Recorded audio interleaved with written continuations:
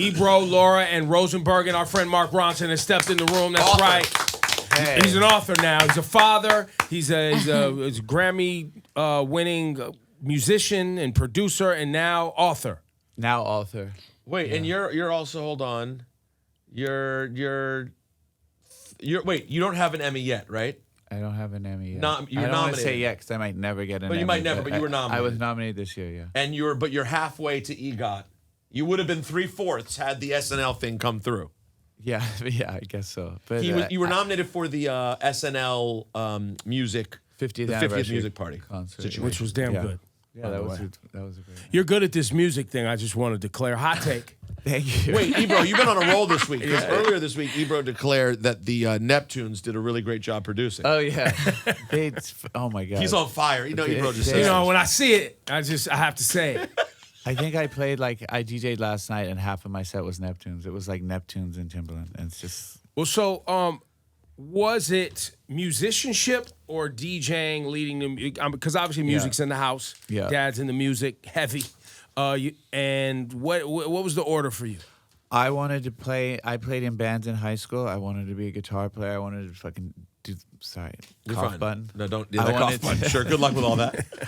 I wanted to be a musician. I wanted to play in bands, and I was playing guitar. And then everybody in my band was just so much better than me, and it just became apparent like I wasn't good enough to do this thing. So, as a kind of failed musician, and then I heard Pete Rock and CL Smooth, they reminisce over you for the first time, and I just fell, head over heels in love with this music in that era, and I became a DJ, and that just took my whole path on this other thing that, in New York in the 90s playing clubs. Yep. And then that brought me back to making music. And by the way, that is you just gave a very short version of a scene from the book that you describe in detail, like after a gig that you guys had that just didn't feel like it was it, and then you're like driving, I believe, on the West Side Highway, and hear Reminisce play. Yeah, I hear Reminisce, and at that point, I knew obviously LL, and I knew Run DMC, and I knew the BCs and stuff that was on Yo MTV Raps, but I never heard Black Moon, Pete Rock and CL, and I heard that song, and I was just like, what is this? Like, I don't know, we all know that song, but the listeners, it's just one of the most beautiful fucking. Why do I keep cursing? What do you do with it's that? fine. Yeah, you're an author now. I just and forget. He's in play. And you're a dad, so I think you want to reel it in. You know what I'm saying? You want to practice. Yeah. So yeah, I just completely fell in love with the music. I was like, this is what I want to do now. So 6 months, I just started buying records, saved up, got turntables for graduation, and that was it. So you really got going in earnest as a DJ after high school graduation? Yes. What was the Which is 93? 93. Yeah. Because we're the same age. What was sort of the breaking point for you DJing where because I know early on you're going to clubs, you're just begging to get an hour. Yes. Who was the person, what was the club that allowed you to start becoming, at least getting on the path to becoming the cool guy who DJ'd for everyone? Well, in the beginning, I just stalked Stretch Armstrong, and actually, we joke about it now, but I stole all his mixes. I became I think he kind of hated me in the beginning, but that was the guy. He was downtown. He was my hero, and I was playing hole in the wall little clubs and doing whatever you do when you're starting off. And then after 2 or 3, maybe 3 or 4 years, started to make a name for myself. And then I'm playing at clubs where Biggie's coming down and Pun and Fat Joe and Jay, and started to make my name. And then one night I was playing at a club called Cheetah on Monday nights. So it was kind of the biggest, maybe other than kind of the biggest at the time, other than maybe Flex Sunday at the Tunnel. This was downtown. This was, everybody went to this party.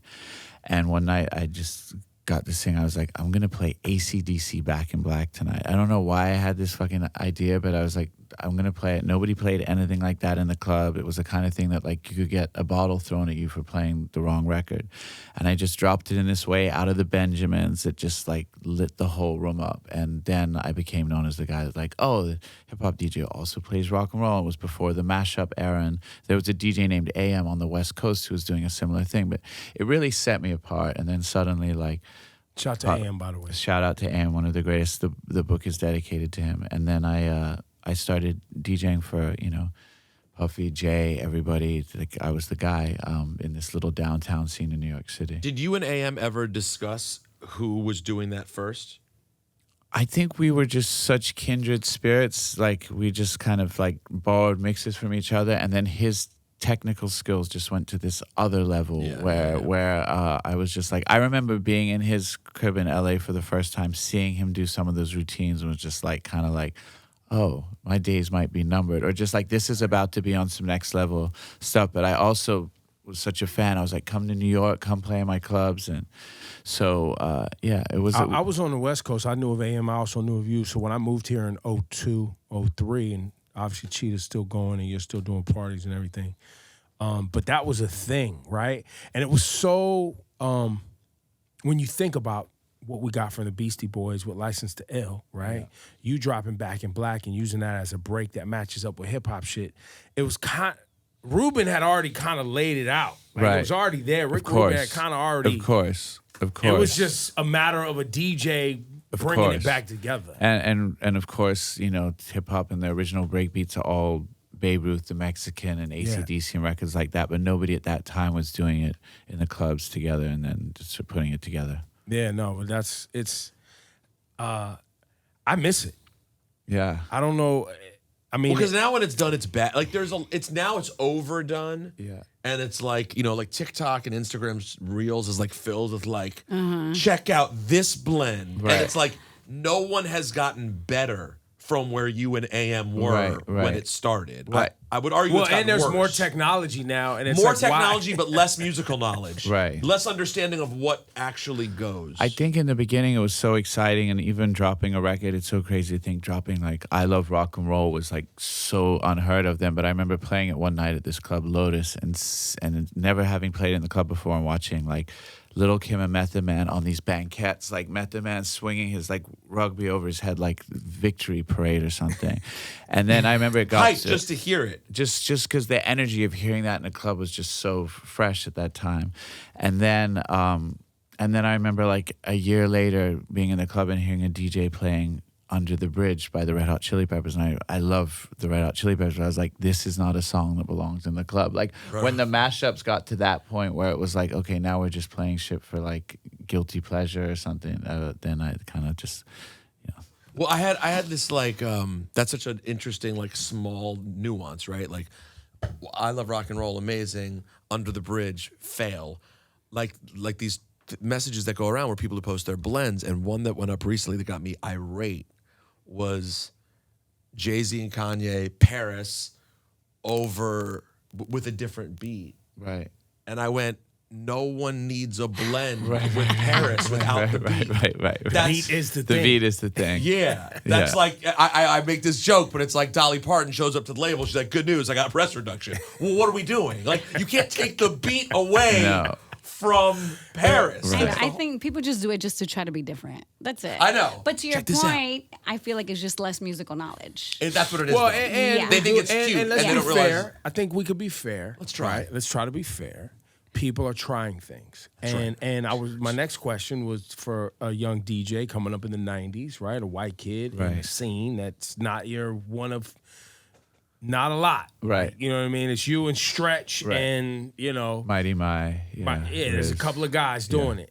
I'm sure people expected it to not be good. Right. And I'm sure you definitely made some mistakes. Yes. Do you recall any of those mistakes and how'd it go? Yeah, well, like I do remember there were so many mistakes. I mean, coming up, like, you know, but I think that I've never been a better DJ than I was back then, because there's something about when you're 5 nights a week in the club, it's your whole life. On the other nights, you're going to see other DJs. You're opening for Flex, Enough, Cap, Stretch Armstrong every night, so you're seeing like how they control a room. So there was like, and there were like definitely a lot of haters, like not a lot of haters, but there were some haters. And one of the biggest cosigns I ever got was the New York Times did an article about DJing, and they want to be like, whoa, what does everybody think about, this white kid playing in these clubs and stuff? And Flex was just like, anybody who says that, this dude knows how to rock a room with the right. I think I could even quote the thing. Like, it meant so much to me. Yeah. It was like, he knows how to rock a room with the right mix of reggae, hip hop, R&B, dance hall. Anyone who says anything else is just a hater. And I was like, I could have like hugged and kissed that man at that point. It would have been weird because we didn't know each other that well. But I think ever doing that with Flex, no matter how well you know him, would be weird. But he's not a hug and kiss kind of guy. Yeah, so I mean, I think there were probably nights I failed. There were nights that I played that mashup rock and roll shit to like the wrong room, and some, dude would tap you on the shoulder, and you turn around and be like, "What the fuck are you playing?" But for the most part, it worked. You mean like the reading? Sometimes you could read a room as being cooler and more progressive than it actually You're just was. like, you're feeling smug. You're like, "Oh, this shit killed last week," and you get on and you kind of do it, and then there's like, some guy who's Just very rich drug dealer who did not come down to hear that music. They wanted that Joe night. Jackson. Yeah. Now, I do want to shout the book, by the way, because that's what we were talking about. Night People, How to Be a DJ in the 90s in New York City. How to Be a DJ in 90s New York City, which is, if you think about it, is the most useless how-to book ever because you're never going to be a It's DJ. What happened again? it's over. What I wanted to What about 2090? Yeah, you could do that. Try it again. What I wanted to do was say there's a lot of cool shit that went on in DJing. This was my era. I'm not telling anybody this is how to be a DJ. I mean, there are rules that are going to go on no matter what. Don't play fucking huge records before the headline The marquee DJ. guy. But for the most part, it was an amazing time in New York City. You had, all the best music was arguably being made here. You had Aaliyah and Timbaland and Missy. They were all making their records here, and they were all in the club. There were no camera phones. There was no bottle service. There was no VIP. Everybody was sort of just like hanging out together. So I just thought it was a really interesting time to write about as well. Well, it's also, I think, sorry, Laura, I just wanted to point out the title. Yeah. The How to Be a DJ part, it's obviously very smart because it's going to hook people to be like, what the fuck? And then they're going to, Right. you know what I mean? Because then it's really about your story. Yeah. Yeah, because if you're trying to be a not a DJ in the how-to 90s, book. it's not going to work. Right. No, I just think this book is so important, and I'm so happy that you put this together. Because when I think back, I remember going to Kiss and Fly.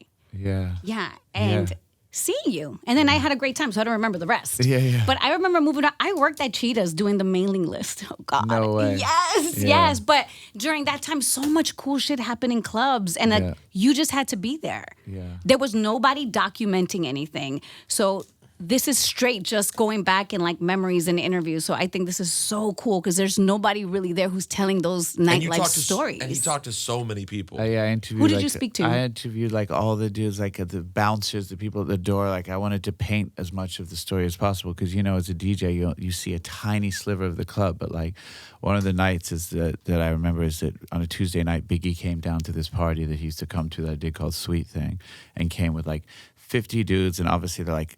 The guy at the door is like, I can't let 50 people in at the same time. So Biggie just stood out there for like 2 hours and just kept handing over bill after bill while each of his guys slowly funneled in, waited, didn't make any fuss. And then just once his entire court was let in, then he went in after. And it's like, I wanted to know the story. There was another night that Biggie and Jay came together and there were 100 dudes at the door, like I thought those were stories that should be told the way that, as colorfully as possible. Now, before you even get to the DJ life, and you get there pretty quickly in the book, you start with your childhood, which is a pretty insane start. And like, as someone who's, it's funny, the timing of your book with our personal relationship is interesting because we've been getting to know each other better over the last couple of years as you wrote the book. So he gave me an early thing to read it. So I'm reading it I'm reading things and I'm like, how does none of this stuff come up in conversation?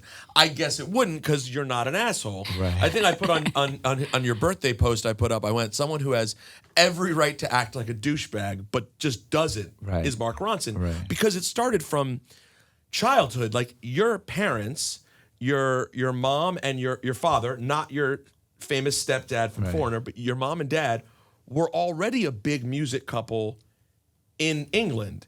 So like you were a kid and the coolest people were hanging out at your house.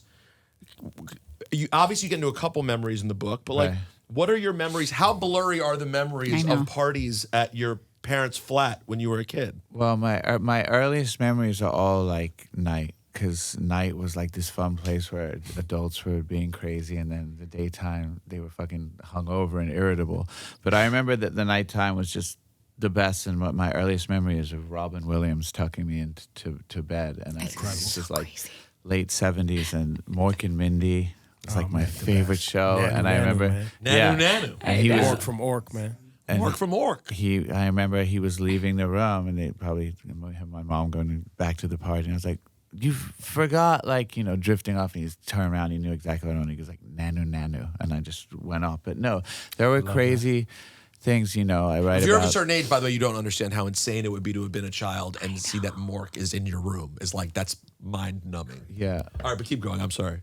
Yeah, like it was. But even as a kid, like, my best friend growing up was Sean Lennon, and he, his dad was John Lennon. He had even a crazier life, and we had this one night that Michael Jackson came over, like stayed over. But I knew that if I told those stories to kids, I would probably just get like beat up. Like, you know what I mean? Like, you realize, like, So you okay, went this to is some school. amazing shit that happened, but I'm going to keep it to myself. You went to school in the days after hanging out with Michael Jackson and didn't bother sharing the story because it seemed like such a ridiculous story to share? Yeah, I wanted to fit in, Already was weird. I had a weird accent. I was like, yeah, I don't need to single myself out anymore. How so? When you say weird accent because you were born in London and Yeah, I moved from England to New York when I was 8.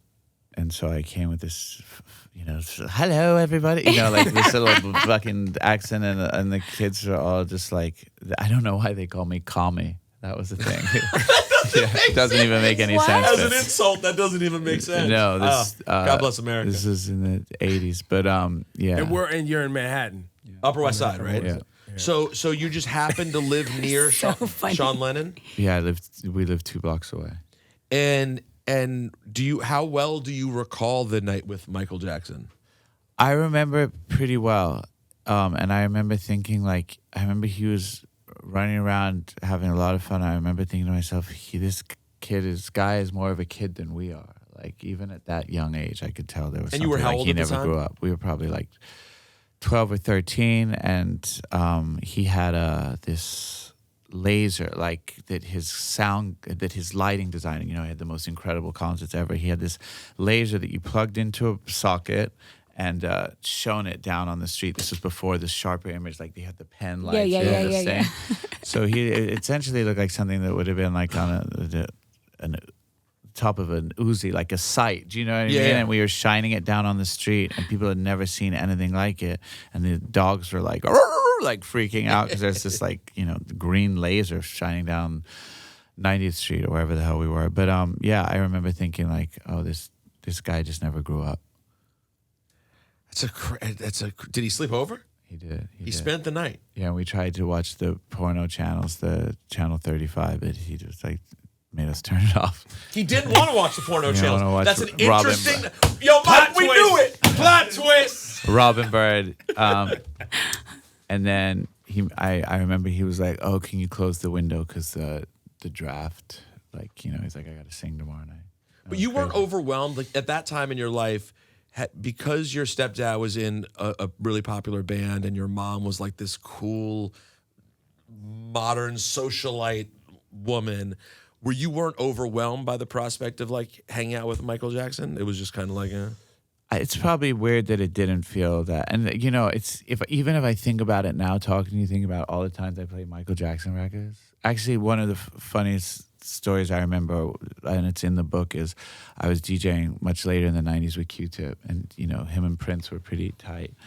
And I was at a Prince party, and sometimes we would just go up to each other's gigs, bring a bag of records or whatever, and he was spinning this Prince gig, and I went to DJ, pull out a Michael Jackson record, and I remember Tip just looking at me like, I was like, what? And like pointing at Prince, and I was like, oh my God, is the beef that real? Like, you can't play a Michael Jackson song at a Prince party? But thinking about all the times, and I didn't play the song, but thinking about all the times. Did you play Not Like Us or? Sorry. Yeah. And so I just like, the thousands of times I put on Off the Wall or I Want You Back or Don't Stop Till You Get Enough or Remember the Time. It is crazy to think like that I have met this guy, but most of my relationship with Michael Jackson at this point is as a DJ playing his music. Did you ever run into him again when you became a big shot or no? No. I don't know if you heard, he was pretty reclusive. No. Except the fucking Except the Summer Jam story, which is just incredible. I forget about that he came out at fucking Summer Jam. Jay, yeah. It's a crazy thing. What, before they did the remix, right? But they must have been like working on it. My guess is they Yeah, were. I think that was the story was they were working on something. It was kind of like, you want to come out of Summer Jam? And it was like, he was like, yeah. It's so crazy. And I think that was a Summer Jam. I used to do this trick in one of my DJ sets when I was playing Do It Again, and I saw the same shit happen to Kane. Into the Big Daddy Kane and half stepping. And I remember hearing that at Summer Jam. That was one of the proudest moments of my DJ career, that Jay heard the thing and then incorporated it into his Summer Jam set and brought out Big Daddy Kane Fire. at one of those things. And I mean, it was incredible DJing. Like, I didn't know Jay very well. I got to know him a little later, but like, these guys are just like, you can see them all over the club. These weren't huge clubs I was DJing. These were like little, 400 people. So like, you know what I mean? You were close to everybody. Did Jay mention one of your clubs on record or one of your sisters? No, he mentioned, okay, so there's three things. When he says, I'm in Wednesday nights up in Shine, Cheetah Monday nights, I'm fucking with the model bitches Friday night at Life. Those are all my parties, like at that time. Every one? Yeah. I mean, that's crazy stuff. Cheetah was Jules's, but I play there a lot. And then, but I never got a shout out of my name. And then my friend calls me when he got like an early bootleg of the Blueprint, and he calls me up. He's like, yo, you're never going to believe this. Jay shouted you out. Yeah, he's like, I'm coming. I got the car. I'm coming to see. Like, I literally met him on the corner of Houston and 6th Avenue. He has the Blueprint bootleg, and he plays it. And it's like, plays, She's Responding, Stop and See Ronson. I'm like, you asshole. He's talking about my sister's clothing line, C. Ronson. He was like, I thought he was saying Stop and See Ronson. And I was like, no. But so you had to be like slightly happy for your sister, but so disappointed for yourself. Yeah. I think like anybody who operated in New York at the time, I have at least 3 great embarrassing Jay-Z stories, and a couple of them are in the book. But that's good. Did you include? Stuff. And we can take this out if you want to save this story, but it cracked me up when you told it to me. Has Beyonce yet figured out that you guys share the same birthday? I don't think she follows me on social media. So for a while, I posted every year just the one picture I have of us, just like happy birthday to my birthday bestie or whatever. But no, at that time in the sort of like 20 years ago, I would always get this call from Beyonce's assistant, like, hey, Beyonce's having a birthday party on the rooftop of the Soho House this year. She'd love you to come DJ. And every year I'd be like, I don't know if it was a different assistant last year, but I told you it's actually my birthday, and my mom was throwing this nice dinner for me. Thank you very much.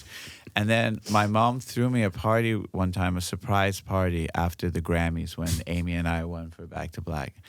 I don't know who throws a fucking surprise party. Like, surprise, you did something with your life. Like, usually a surprise party is a birthday party. But Jay-Z and Beyonce did come to this party that time. And of course, because it's a surprise party, Beyonce comes and she's like, happy birthday, and gives me a big hug like in the middle of March. And I'm just like, she'll never know my pain. She'll say, no, my birthday is your birthday. She might know by now. Who cares? It's honestly, that's so it's funny. Too good, man. Too Mark good. Ronson stories are always so I good. have Beyonce's birthday no matter what. That is going to be the same. Can't be taken from you. Yeah. You have something. You have something, and you have a book. Yeah, you have a book. So good. With the success, and rest in peace to the great Amy Winehouse, and the work you did there, and at this juncture, I ask you this all the time, so I want to make sure I ask you, because we are on a radio station, about the music. Yeah. And you've just had a recent release with Ray, and you've done amazing things with Bruno Mars, and like I said, Amy Winehouse, so many things. Where's the new music? The new music. Well, I actually started writing this book. I'm going to be totally honest. I don't think I've told anyone this. This is a good place. I only started this book because I was like, I'm gonna make an album and I'm gonna have it be like covers of my favorite songs in the '90s, from Aaliyah to Blackberry Molasses. And you know what I should do? I should write a book about my time in the '90s, because that'll give context to things, so people would go like, well, who the fuck are you to cover Aaliyah 1 in a Million, and like to give some context to our friendship and our relationship in the book. And then I started getting the book, and I got so into the book that it just ate up all my time. And maybe it's because I've been making music for a long time and this was a new thing that was exciting. And also I had to interview hundreds of people. So the album was like, what's weird is I only wrote this book to justify an album, and now I've wrote the whole book and now I need to finish the album. But I've been working on music this whole time and working with people that I love. Some people from the era who made brilliant records I love, like Chad from the Neptunes and Just Blaze, and a lot of newer producers. But yeah, music is coming soon. And did the book help you remember? Because I find when, you're talking through things and interviewing people, like things you just were dormant in your brain. There's just tons of shit that you were like, oh, shit. Of course. I remember it's like people reminded me of like incredible stories and fucking embarrassing stories. And the great thing about music is like hearing a song, trying to remember shit from 30 years ago with all the drugs and alcohol and whatever I did to my body, like, is impossible. But music, like, is this trigger, because unlike a picture or something, music lives in your body. You heard it. Those bass vibration, vibrated through you. So I could hear Buster, Put Your Hands on My Eyes Can See. I remember Tuesday Night Rebar. I could smell the smoke. Like, so there was this kind of like great thing. Music was like such a help while I was writing this as well.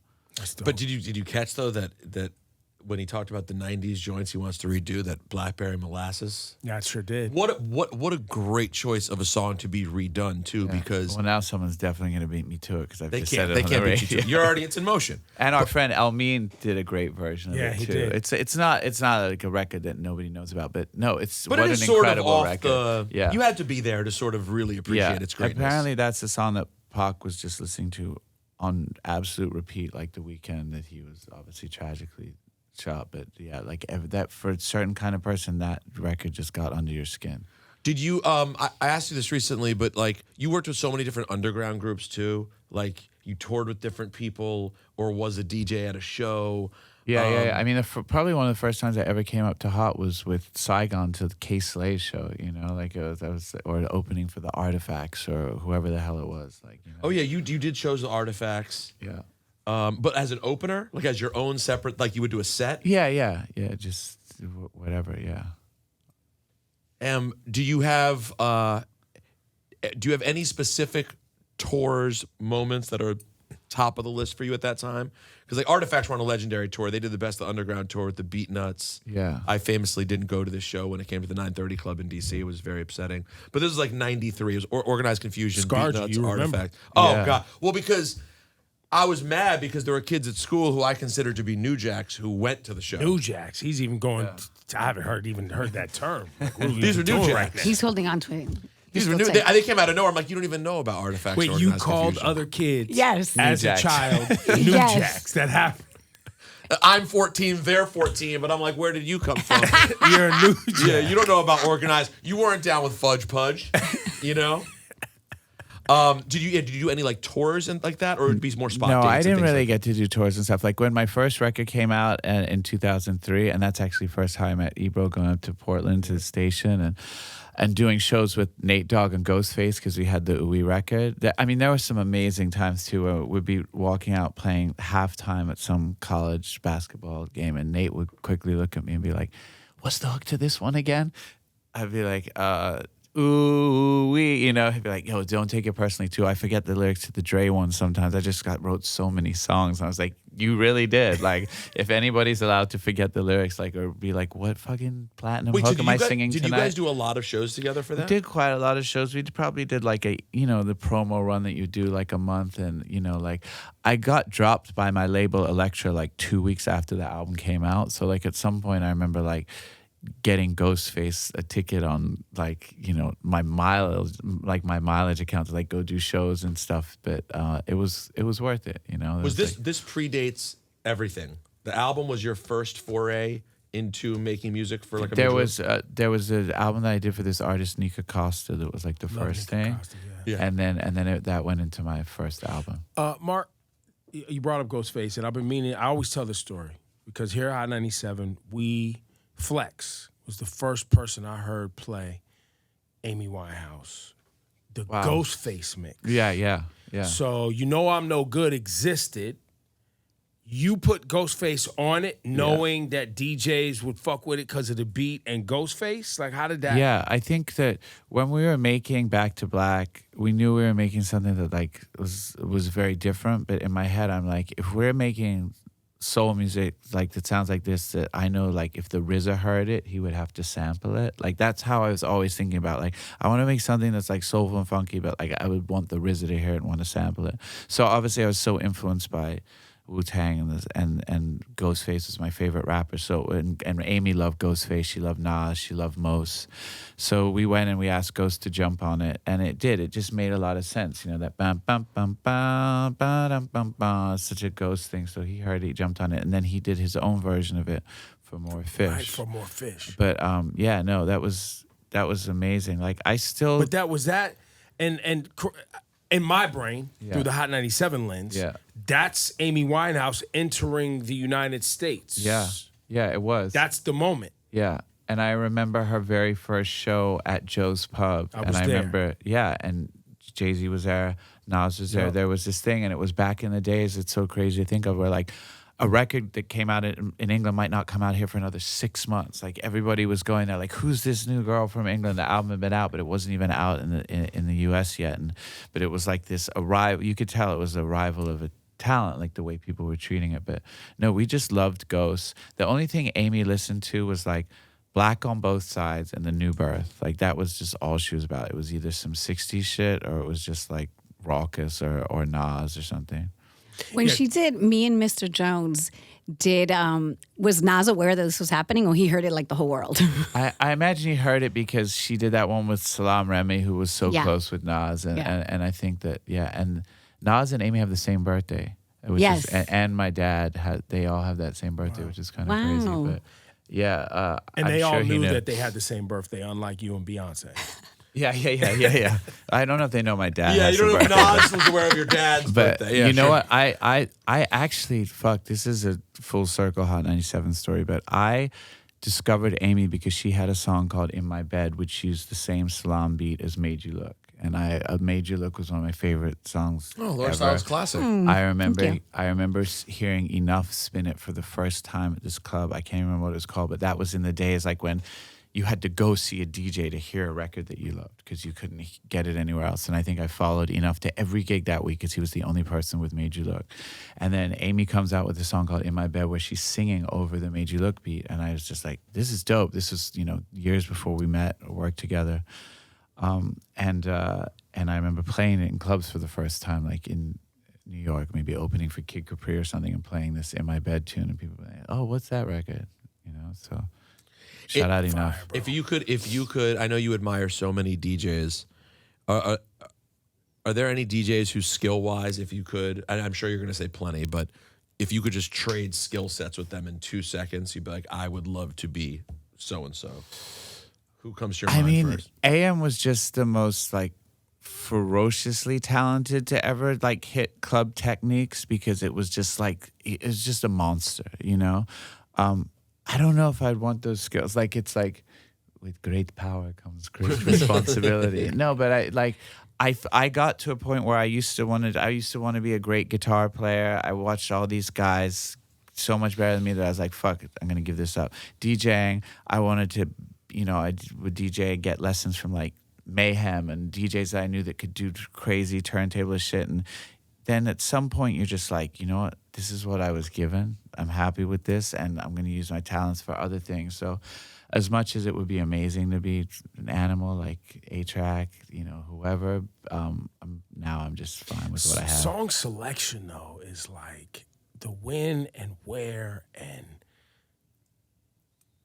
just being in key, dropping shit clean for the clubs. Listen, it's always fun to watch somebody who can like rock some doubles, and I've had so much fun watching Flex just the way he'd tear up vinyl and doubles in the club and just still keep the floor going.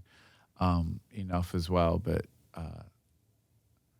that just wasn't for me. I don't know. I don't. But if you had an hour, if there's an hour for a party to be killed, Yeah. is it Kid Capri? He's kind of the go-to that a lot of people would say is Capri. Yeah. Is there one person that you're like, this 1 hour, this is who I would say is the most lethal? Riz. I absolutely love Riz. Flex, Stretch, Capri. Enough. It's hard for me to pick one. Yeah. And also, there's so many great young DJs just tearing shit up as well. So not to take anything away. Like I saw DJ with Mel DeBarge last night. He was killing it. Yeah. What club were you in? I was DJing a party for Does New York have clubs? I guess that's not a thing. Brooklyn has clubs. I mean, New York definitely has clubs, but Brooklyn is Brooklyn's where a spot, fun yeah. shit is. Where I've been DJing, but last night I just did a party. It was Fashion Week for Aloe, the yoga brand. Yeah. Yeah. Are you happy with the scene in New York today? And is there something you would like to see? I'm so old. I have no place talking about the scene. Like I'm sure there is and stuff, and I love tapping in when it's time. And one thing about this book is I've just been playing vinyl again and playing all the old shit and playing at clubs like Gabriella's in Brooklyn. And I mean, there's so many great places, and there's all these young DJs that weren't even alive when 93 Till Infinity came out that are like playing it and doing their version, and they have hits now from that era that we didn't even play, you know? Like it's like album cuts from Total that like go off in the club. So that's so interesting to me to see. But yeah, there's a scene I'm just like two babies. Yeah, like my wife, I've been with her for 5 years. She's never known this side when I was like DJ coming home at 4 a.m. So now that I'm doing this occasionally and like crawl into bed and she's like turns around, she's like, man, I fucking married a DJ. I didn't really plan for this. So it's like, it's right, definitely you a different really vibe. outside. Yeah. She's like, but I'm up at 6 with the kids and that's what it is. There it is. You know what? This is completely unrelated, but just since hip hop nerds are sitting here, I had the two most basic hip hop realizations of all time this week. It amazes me that like 30 years in, I can be like, how have I been? I know this one, the first one's embarrassing. Okay. I'm honestly embarrassed to say it, but whatever. I really never quite realized what Fife was saying when he said, I never let a statue tell me how nice I am. Oh, yeah. It just happened this week, by the way. It just happened this week. I heard you talk about it. What is it again? What is the line? That it's a Grammy. That I just never thought that he's saying this. I never let a statue tell me how nice. I didn't cross my mind. I never understood it. I was like, never tell the statue. What is it? I don't know. Yeah. And what's the other one? And the other one is 93 Till Infinity. Yeah. I was playing videos for Maya the other day, and I just wanted to put on like good vibes for her to like, give me a second where she can watch something and I don't mind, and it's good music. 93 Till Infinity comes on. Yeah. It just crossed my mind that record, they all rap on every verse. Oh, they all rap. Wow. It's so crazy that 4 rappers are passing the mic on every verse. Yeah. Right. You just don't.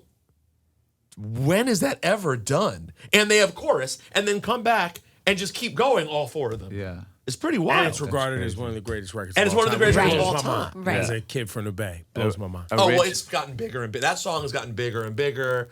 And then I feel like Mac Miller ran with his whole brand being 92 Till Infinity, which made it even bigger somehow. It's just like that song just keeps getting bigger. I was going to call the book 93 Till Infinity, but like I felt like that was a little like you said, like it sounded like a Bay Area coming of age story. Like just because that was the year that like Ryan Coogler's first movie or something, I was like, this is not my story. But I'm having a book release party next week, and I got Souls to perform. Did you think they were like the quintessential? They were just kind of quintessential. I just think, like you said, there's so many incredible songs in that era. That one just seems to grow and grow and be timeless. I remember going to see Tribe De La Busta and Souls 93 New Year's Eve at the Palladium and thinking like, whoa, it's going to be so weird when they perform it because it won't be 93 anymore. And now it's 22 years later and I'm playing and it still can be the biggest record of the night. So it's amazing. I know, 32 music. years later, by the way. 32 years later. That's crazy. You just lost 10 years enough. He tried. You tried to keep it. I know. Some of those numbers are like, you can't even conceive of. He tried. He tried. It's crazy. I like when I think of a rap song being recent. Like I'll be like, because I don't DJ out very much. So if I DJ out now, I'll be like, I'm gonna play something that's more recent. And I'm like, this is from 03. Yeah, take care. Yeah. It's great. When I started DJing, like playing a Michael Jackson disco record in '93, like that felt so old. Now that like Soldier Boy is older than that to now. Equivalent. Like that's kind of crazy. So crazy. Night People next week. Night People next week. Go get the Mark Ronson book, man. Order on Amazon right now. You can order it wherever. I ordered mine months ago. When's it come? Can you find? Do you know what day these will arrive when you pre-order a book? I don't know if I've ever pre-ordered a book before. I think hopefully it comes out the day of the release. All right. Well, I'll talk to Jeff Bezos about that. Congrats, dude. Thank you. Thanks so much for having me. Yeah, exciting. Ronson! Hey.